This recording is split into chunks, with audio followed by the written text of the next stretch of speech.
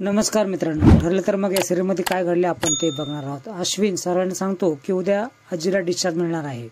सर्वजण घरी निघून जातात। त्याच वेळेस अर्जुन चेतनाच्या गळ्यात पडून खूपच रडतो। तन्वी मनोमन विचार करू लागते, माझ्याशी लग्न करायचं नव्हतं म्हणून लग्नाचं खोटं नाटक म्हणजेच ॲग्रीमेंट मॅरेज केलं ना, आता काय करशील। पहिली घरी येते त्यावेळेस कुसुम तिला खूप प्रश्न करते। कुसुम भरपूर प्रश्न करते पण एकही प्रश्नाचं उत्तर सायली देत नाही। त्याच वेळेस मन घट्ट कर, तुला मी एक सांगणार आहे असं ती बोलते। प्रतिमा इथं आली होती, तिने सांगितलं तेवढ्यात सायली बोलते की अर्जुनचं प्रिया संग लग्न ठरलं तेच ना। सायली शांत बसलेली असते आणि इकडे अर्जुन देखील शांत बसलेला असतो। चैतन्य अर्जुनशी बोलत असतो, काय करायचं ठरवलं आहेस आता तू। माझ्या हातात काहीच नाही असं अर्जुन बोलतो। त्यानंतर तोच प्रश्न हिला देखील पडलेला असतो सायलीला की काय होईल पुढे। होते ते सगळ्यांच्या भल्यासाठीच होते असं सायली बोलते। कुसुम डोकं फिरलंय का तुझं असं बोलते। स्पष्टपणे बोलते, प्रियाचं अर्जुनशी लग्न होतं याच्यामध्ये फक्त प्रियाचं चांगलं होणार आहे, बाकी कुणाचं चांगलं होणार नाही। आजीच्या निर्णयापुढे मी हातबल आहे, तिच्या जीवाची मी खेळू शकत नाही अर्जुन असं चैतन्याला बोलतो। चैतन्य प्लॅन सुचवतो की तू एकदा सायली वहिनीशी भेटून बोल। सायली वचनाबद्दल सांगते, त्याच्या डोळ्यांनी हातात हात दिलेला बघितला आहे असं ती कुसुमला सांगते। मध्ये घडलेला प्रकार ती तिला सांगते आणि रडू लागते कुसुमच्या गळ्यात पडून। अर्जुन बोलतो, कसं मी तोंड दाखवू सायलीला, मला काही कळत नाही। त्याच वेळेस चैतन्यला तो बोलतो की तू सांग सगळं। चैतन्य हॉस्पिटलमध्ये घडलेला सगळा प्रकार सांगतो आणि त्यांना सर्व कळलेलं आहे असं बोलतो। हे ऐकल्यानंतर मात्र खूपच रडू लागतो। बघ चैतन्य, किती माझं प्रेम आहे सायलीवर आणि सायलीचं देखील माझ्यावर। एवढ्या कठीण परिस्थितीत देखील त्यांनी माझाच विचार केला। इकडे तन्वी अजूनच नाटक करत असते। प्रत्येक वस्तू जागी असायला हव्यात।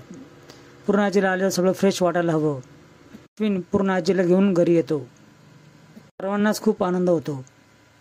आता खूपच काळजी घ्यायला हवी असं अश्विन बोलतो। प्रिया त्यावेळेस पूर्ण आजीला डिव्होर्स पेपर दाखवते जो अर्जुन आणि सायलीचा असतो। सायलीच्या पाठोपाठच हा डायव्होर्स पेपर होता आणि याच्यावर फक्त तारीख टाकायची राही। त्याच वेळेस कल्पना बोलते की छान, फारच सगळं पूर्वनियोजित होतं। त्यावेळेस बोलतो, तन्वी हा इथं विषय काढायची गरज आहे का। आमचं लग्न व्हायच्या अगोदर हा पेपर कोर्टात सबमिट व्हायला हवे, कारण एका वकिलाच्या लग्नात बेकायदेशीर लग्न व्हायला नको। पूर्ण आजी बोलते की लग्नामध्ये कुठलं विघ्न पडायला नको। त्याच्यावेळेस तन्वी बोलते की विघ्न नाही पडणार, मी लवकरात लवकर पेपर सबमिट करते आणि डायव्होर्स कंप्लीट करते, हो की नाही अर्जुन असं ती अर्जुनला विचारते। हे मात्र ऐकून फारच वाईट वाटतं। कुसुमला विश्वासच बसत नसतो की खरंच त्यांनी लग्नाचं वचन तन्वीशी दिलं असेल। सायली म्हणते, मी अर्जुन सरांना पूर्णपणे ओळखते, त्यांच्या मनामध्ये फक्त एकच विचार असणार आहे की पूर्ण आजीला कसं वाचवायचं। मग त्या आजीला वाचवण्यासाठी कान नाक डोळे मेंदू सगळं बंद करून घ्यायचं का। प्रिया कशी आहे हे अर्जुनला माहीत आहे ना। आयुष्य काढायचं म्हणजे कुठल्याही मुलाला शिक्षाच असणार आहे असं पुढे कुसुम बोलते। माझी तब्येत बिघडली आहे म्हणून चांगला तीन डाव साधला आहे। सायलीला प्रिया कशी वागली हे सर्व आठवतं। विकण्यासाठी जो काही ते हट्ट करत होती हे देखील आठवतं। मैत्रिणीकडे कशी ती सर्वांची साथ सोडून राहायला गेली हे तिला आठवतं। त्या परिस्थितीचा गैरफायदा तिला कसा घ्यायचा हे पूर्णपणे तिला माहीत आहे। तू काका कसे फसले हे देखील तिला आठवतं। ठामपणे बोलते, हे शक्य नाही। तू म्हटलीस ते कुसुमताई, हे खरंच आहे। प्रियाचं ज्या मुलासंग लग्न ठरेल त्यासाठी ती शिक्षाच असेल। अर्जुनच्या आयुष्यामध्ये दुसरी स्त्री येणं हे त्यासाठी शिक्षाच असेल। शिक्षा मी त्यांना कशी काय होऊन देणार। पूर्ण आजीला दिलेल्या वाचण्यासाठी ते बांधील असतील पण मी नाही। आत्मविश्वासाने उभा राहते। पुढील भागामध्ये तुम्ही बघणार आहात की चैतन्य येतो आणि मोबाईल अर्जुनला देतो। सायली वहिनीशी तू एकदा बोल असं बोलतो।